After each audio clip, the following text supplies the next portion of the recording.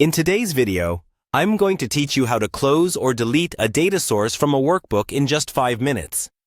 Whether you're tidying up your project or simply need to remove an old or unused data source, we've got you covered. Let's get started. First off, you'll want to open the Tableau Public app. If you're not already familiar, this application is a powerful tool for data visualization, allowing you to create and share interactive and insightful visuals. So go ahead and launch the app, and once it's up and running, you should see the main interface with all your projects listed. Now, let's move on to accessing your worksheet.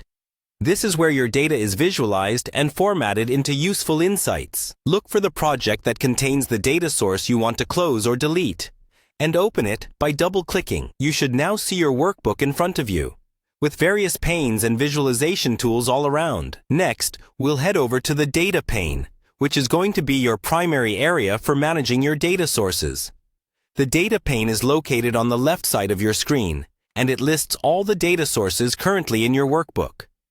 Take a moment to identify the specific data source that you wish to close or delete.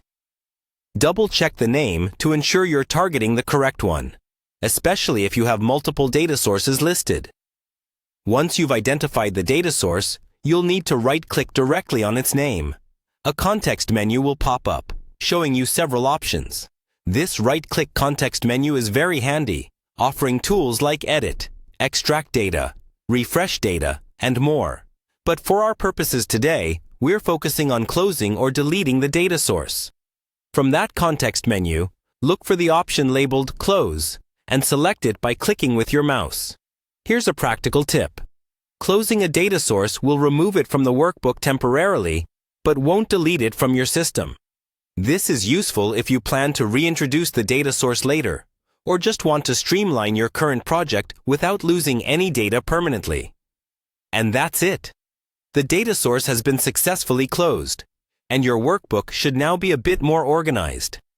If you ever need to bring it back, you can easily re-import the data source into your workbook whenever necessary.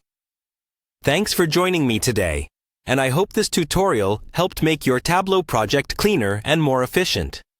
Remember, keeping your workbooks tidy not only helps in streamlining the analysis process, but also enhances overall productivity. If you have any questions or need further assistance, feel free to leave a comment below. Until next time, happy data crunching!